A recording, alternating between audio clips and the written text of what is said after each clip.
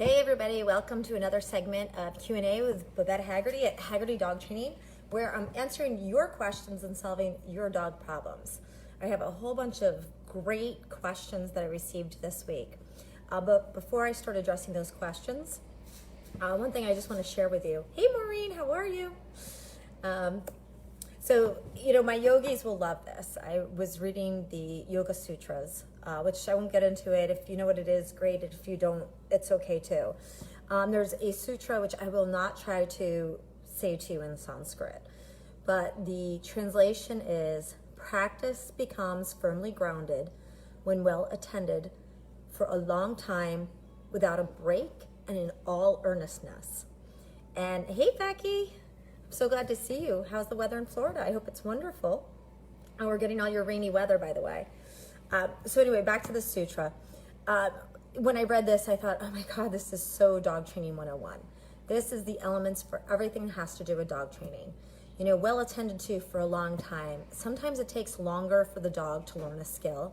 A lot of times it takes longer for an owner to learn a skill and implement it properly, so that the dog learns and understands what it is you want from them without a break. You know, you can't work with your dog one day on Tuesday, maybe you'll get to it on Thursday, a little bit on Friday, and then revisit again on Wednesday, because you're not going to get any results. Liberace did not practice the piano on Sundays, maybe a little bit on a Thursday, on a rainy day, or when he felt like it. He practiced every single day, so for a long time without a break, and in all earnestness.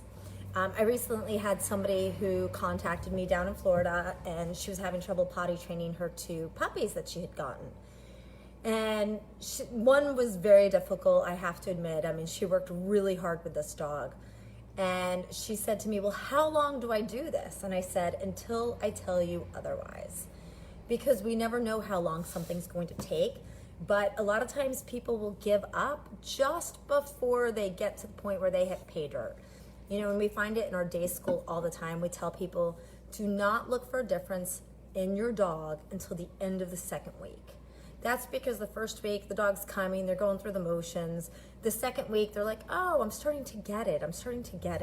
You know, and then all of a sudden you hit pay dirt and there's momentum that builds up, and boom, you've hit pay dirt, the dog's got it, and voila, your problems are solved, the skills are taught, the skills are learned, etc. So keep this in mind. It's Yoga Sutra 114. Practice becomes firmly grounded when well attended to for a long time, without a break and in all earnestness. And what that means is doing everything I tell you to do. Now, if you use another trainer and if you use a completely different philosophy, that's okay. Whatever philosophy you choose to use in your training, do every single thing they tell you to do every single day for a period of time. Sometimes it takes longer than others.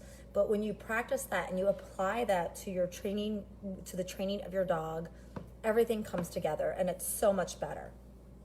So some of these questions I want to say, hey Tammy, it's good to see you. I'm so glad you're here. One of the letters I got was, following your book, Woman's Best Friend, I did some healing with Pike. I did the bicep curl and put my left hand under his muzzle and lifted up his mouth, but he didn't sit. His body tenses. You know what? I want to show you guys just this. And we had a little technological issue, so I couldn't really use the area I wanted to use. But I'm going to ask Emily, could you grab me Gracie, please? Thanks. Okay. So I'm going to get back to that question. I'm going to show you what to do on that. Another reader wrote, I watched one of your videos and the dog was behind you walking. Is that acceptable? Yes, it's fine. I don't mind if your dog is walking ahead of you. The important thing is that, I don't mind if your dog is walking behind you. The important thing is that they're walking to your pace, they're not pulling back, and they're walking with you. They don't have to be right next to you. Now, if you're going to compete with your dogs, that's a whole other story. But if you're not competing with your dogs, and 99% of my owners are not competing with their dogs. So if your dog is walking behind you, that's fine. It's when they get ahead of you that they're completely blowing you off. And when they're blowing you off, that's when you need to rein them back in. And anybody who's taken my classes, I tell them time and time again, when your dog gets ahead of you, turn around and go the other way. They get ahead of you, turn around and go the other way. The reason why, what happens is, when they're running ahead of you, they are completely blowing you off and they're not paying any attention to you whatsoever. But if you keep turning around and going the other way, they're going to start looking up like, oh, where'd you go? Where'd you go?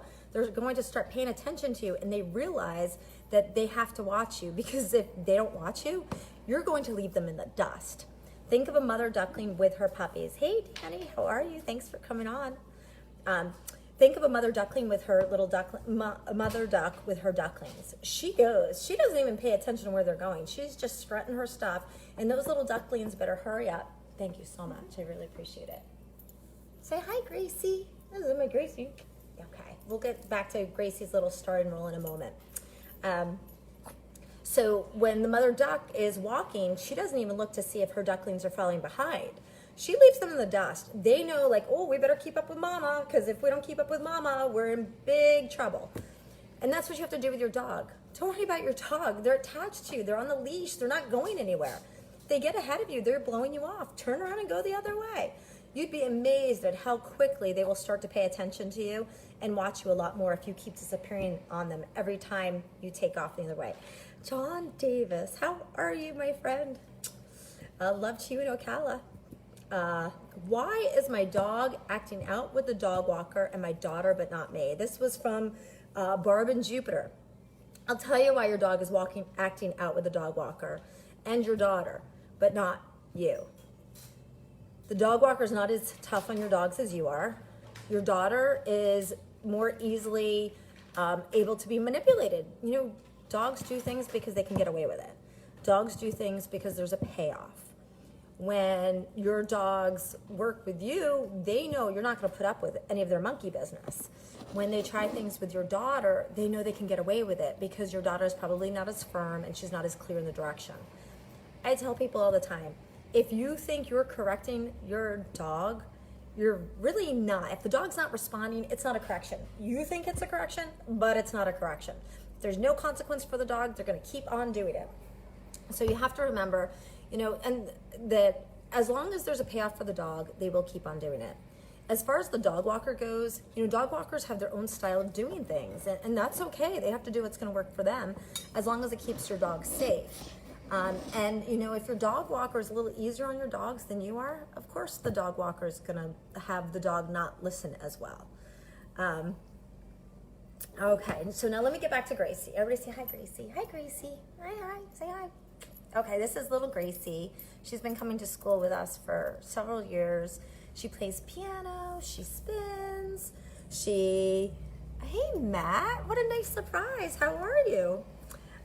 It's great to see you. Thanks for tuning in. I really appreciate it.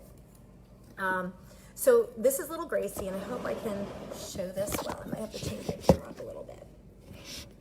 Gracie, I hope your mom's watching Gracie. Gracie plays the piano, she spins, she barks on command. Now, I actually may not be able to show this as well as I thought that I could. Let's see. So the question goes back to somebody was reading my book, Woman's Best Friend. They did some healing, and they were trying to get their dog to do the automatic sit. Now, I hope Gracie is going to, you know, dogs will never do anything wrong when you want them to do wrong. There you go, girl. Okay, so what happens is, if you're trying to get your dog to sit for you, you know, you'll often tell me, you know, bear with me, I'm doing the best I can here, I'm sort of faking this. I always tell people, you know, lift up the muzzle. When you lift up the muzzle, it shifts their body weight and it brings them right into the sit. So what happens is you're shifting their balance. So you can see Gracie just shifting her balance a little bit here. Come here, Gracie. So if you come underneath, now I'm not strangling her, I know it probably looks like I am. And I'm just keeping my hand up here so she can stand for me for a second. This is a little slippery for her. Come here. Gracie, next time we'll have to do a rehearsal together. Okay, so there, that's easier for her. So when you lift up their muzzle, it shifts their weight and they go right into the sit. Now Gracie's just looking for her treat because she also is learning to sit pretty. So let me just show you guys that one more time. Okay, and this goes back to the question that somebody asked about, you know, bringing their dog into the automatic sit. If you just come underneath their muzzle, don't look at the lady walking past us. Come on, Gracie, pay attention. Come on, good girl. You're just going to lift up that muzzle, and you'll see as you lift up that muzzle, she's shifting her body weight. And if you think about it, when we go to sit down, or when we're sitting down and we get up from a chair, we have to lean forward. We're shifting our weight.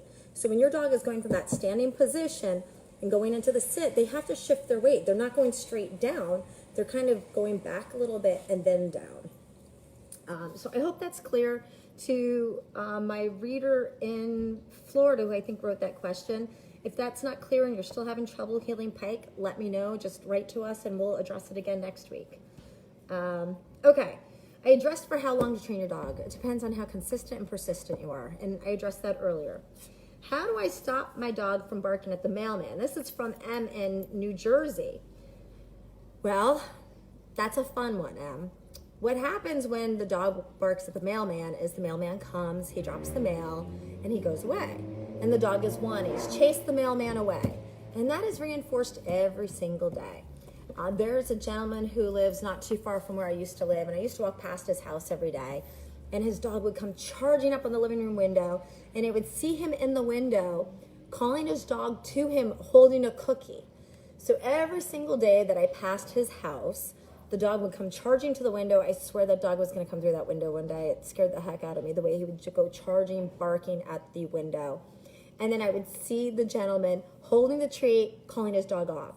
So what was happening there was he was reinforcing that behavior. The dog knew, I jump towards the window, I bark, I bark, I bark, I get a treat. So you have to make sure that you are not reinforcing these behaviors. A great trick is the water bottle. Just use a spray bottle, tell them no. But again, you have to do it every single day, because every single day it's getting reinforced. The mailman leaves. They win. They think that barking is making the mailman go away.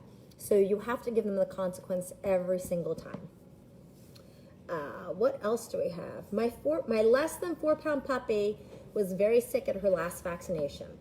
The vet doesn't want to stack the vaccinations. What do you think? First of all, I'm not a vet. Second of all, I'm not a vet. Third of all, I'm not a vet. So I'm going to answer this the way I would with my own pets. Now, for those of you that don't understand what to stack them, very often people will want to stack their vaccinations. They don't want their dog to get all the vaccinations at one time. They want their dog to get one vaccination at a time. They don't want the Bordetella and the Lyme and the DPP and the rabies all at one time. I mean, that's 4 vaccinations. Now, this lady has a 4-pound puppy. It's less than 4 pounds. And it was very sick at the last time. And obviously it's getting probably it's getting ready for its 4th round of puppy vaccines. And of course, her concern also was, if we don't stack them, not only am I afraid my dog's going to get sick, she's very small, it's a lot of vaccine to put in a little body, but it's also going to cost her more money. The vet doesn't think it's a problem, but she had also written to me that her dog threw up, her dog had diarrhea, and again, she's 4 pounds. I mean, Gracie is less than 4 pounds, and Gracie's a little peanut. So with these little guys, I do think you have to be careful. I personally spend the extra money to have the vaccinations stacked. I like to do 1 vaccine at a time. And I know it gets to be expensive. There are some vets out there that I know are giving free vaccinations because of COVID, or sometimes they're offering free office visits. There's also a company called VIP Pet Care that they have mobile vaccination units all over New Jersey. I am pretty sure they're national. It's called VIP Pet Care.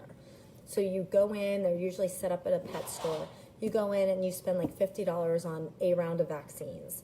And then you can go back the following week for your other round of vaccines. So I know I'm probably going to get some hate mail from veterinarians, and I apologize. I'm just sharing what I do with my dogs. I do stack the vaccinations, and I would definitely stack the vaccinations for my 4-pound puppy. Next question. I have 2 aggressive pit bulls next door to my 87-year-old mom. They almost can jump the fence. How do I calm them? They're menacing, growling when I'm in her backyard. Can I give them a treat? No, don't give them a treat. See, what happens, John, is if you give them a treat every time they're, growling at her or barking, you're reinforcing that behavior. Now, a couple of things could be going on. They could just act this way behind the fence, There's a very funny video that used to float around on Facebook. I haven't seen it in a very long time, and it was dogs fence fighting, which is dogs barking at each other and snarling and growling at one another and snapping through the fence. And then all of a sudden, the fence opens up. It's like one of these electric driveway gates. And all of a sudden, the dogs realize there's no fence, and all of a sudden they shrink down and they walk away from each other, and the fight is over. So it's possible that, these aren't bad dogs. They have just learned to, quote, fence fight. And I don't know if there's another dog in your yard that actually has taught them, or maybe the other surrounding yards that has sort of taught them this behavior. You may want to talk to the owner.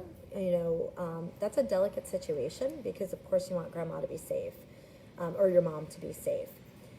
You could even, if they're really scaring you, and this is also difficult because you don't want to upset the neighbors either.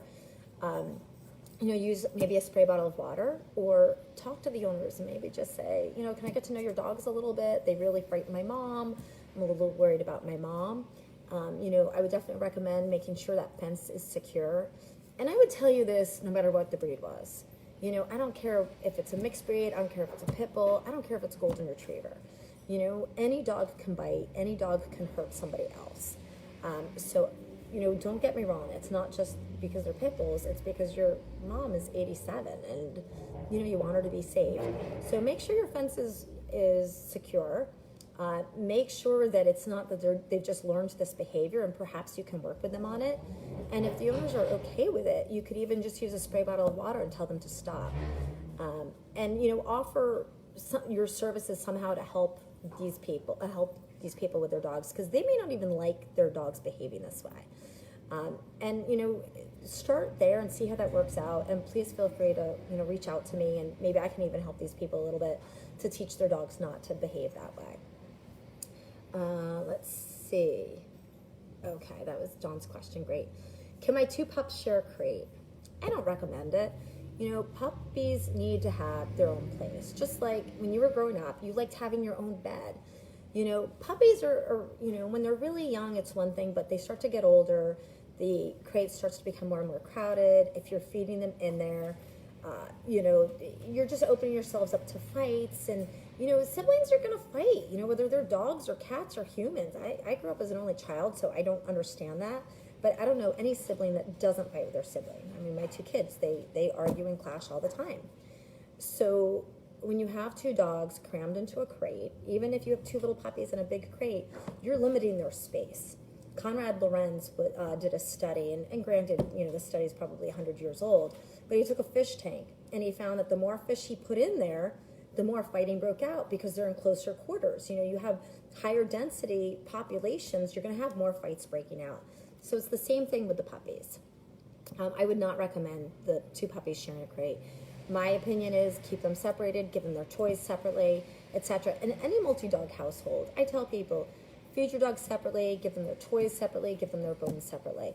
If there's nothing to fight about, then you're not going to have a fight. And I would say that those are all of my questions that I had this week. If anybody else has a quick question, I'd be more than happy to answer it. We're about out of time here. Give you guys a minute. Hey, Ashley. Look at all these Florida people. Oh, hey, Jana. How are you? Hi, Victoria. I really appreciate you guys chiming in. We're going to be doing this every single week, and I'll also be extending it to MeWe and YouTube, and it's coming. We're going to do more and more because we just keep getting questions all over the place, and rather than answering the questions over and over again, we really want to make this easier for people so we can help people all over the country, all over the world, really. And are there any more questions? All right. So, and Leanne, there you are. All right, great, everybody. I really appreciate you chiming in. I love you guys, too. You're awesome. I love all these hearts I'm getting. If you have more questions, and John, especially with that problem with your mom, because I want your mom to be safe, give me a call. And I never have a problem going to Florida for dog training. So, especially this time of year, it's going to get cold here soon. So training a dog in Florida, it's always a good excuse to go to Florida. Anyway, I hope you guys have a great week. Everybody be safe. And I will see you next week on Thursday. And in the meantime, just email us. Oh, Mia loves Gracie. Hi, Gracie. Say hi to Mia. Can you say hi to Mia? Okay. I miss you too, Becky. And I'll see you guys next week. Just email me any questions that you have, and have a great day. Thanks.